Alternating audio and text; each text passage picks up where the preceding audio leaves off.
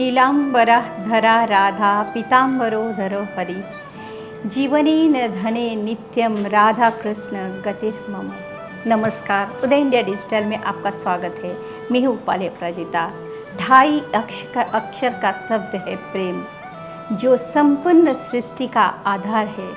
और प्रेम कहते ही राधा कृष्ण की मोहिनी मूर्त सामने आ जाती है।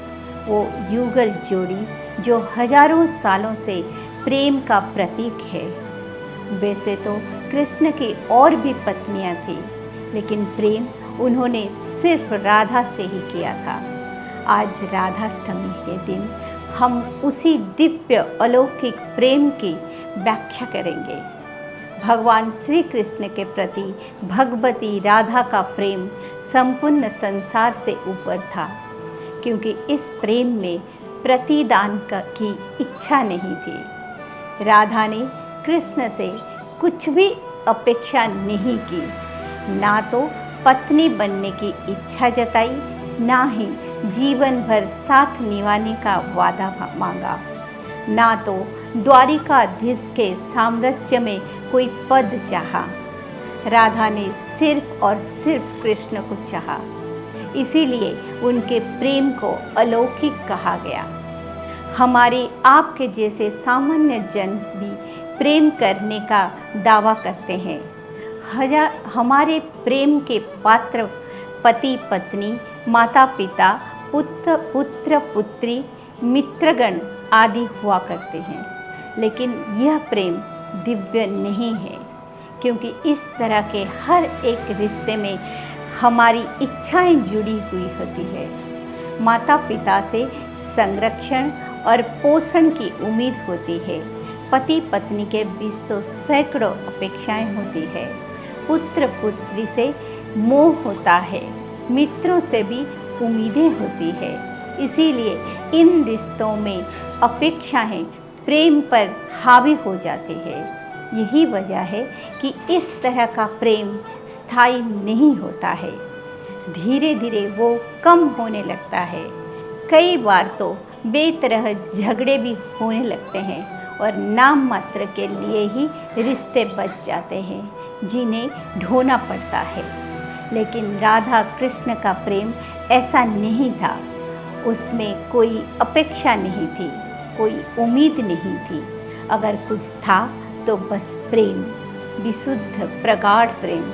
राधा ने जिस कृष्ण को चाहा वो विश्वरूप परमात्मा कृष्ण नहीं थे, वो द्वारिकाधीश कृष्ण भी नहीं थे, वो युग प्रवर्तक सर्वश्रेष्ठ कूटनीतिज्ञ कृष्ण भी नहीं थे, बल्कि राधा ने तो नटखट नागर गोपाल कृष्ण से प्रेम किया था, जो यमुना किनारे गौएं चराता था, बंसी बजाता था, माखन चुराता था, गोपियों के मटकियाँ फोड़ता था। उस 11 साल के किशोर कृष्ण से भला किसी को क्या उम्मीद हो सकती है? किसे पता था कि गांव का ये ग्वाला स्वयं ईश्वर है। इसकी भ्रुकुटी के इशारों से ब्रह्मांड रच जाते हैं, सृष्टियाँ बनती और बिगड़ती है। राधा के हृदय में गोपाल कृष्ण बसे हुए थे। उसने भगवान कृष्ण को तो कभी देखा भी नहीं था। जब कृष्ण ने अपनी लीला का प्रसार शुरू किया तो राधा ने उनका साथ छोड़ दिया। वो अपने हृदय में किशोर कृष्ण की वही मोहक छवि बसाए हुए बरसाने और वृंदावन की उन्हीं क्षेत्र में भटकती रही, जहाँ उन दोनों ने अपने जीवन के सुनहरे दिन बिताए थे। इसीलिए राधा का कृष्ण के प्रति प्रेम अनंत है, बल्कि कहा जाना चाहिए कि प्रेम शब्द की परिभाषा ही राधा से पूर्ण होती है।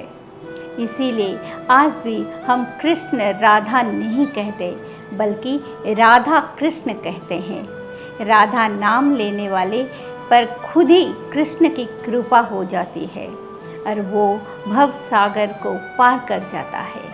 राधा कृष्ण की अनंत कथाएं हैं, जो कि युगों युगों से कही सुनी जा रही है। ब्रह्म वैवर्त पुराण, जयदेव की गीत गोविंद, आदि ग्रंथों में राधा रानी की अनंत महिमा का वर्णन है। उन्हें गोलक की स्वामिनी बताया गया है, लेकिन भक्तों के मन में तो बरसाने की ग्वालन यानी किशोरी यूं की वही छवि बसी हुई है जो समस्त रिद्धि सिद्धि के स्वामी साक्षात परमेश्वर कृष्ण को अपने इशारों पर नचाती है, उनसे अनंत प्रेम करती है। और जब कृष्ण उनको छोड़कर संसार को जीतने निकल पड़ते हैं तो वो उनकी यादों के सहारे पूरा जीवन बिता लेती है, लेकिन एक बार भी पलटकर संसार के उस स्वामी के पास नहीं जाती है।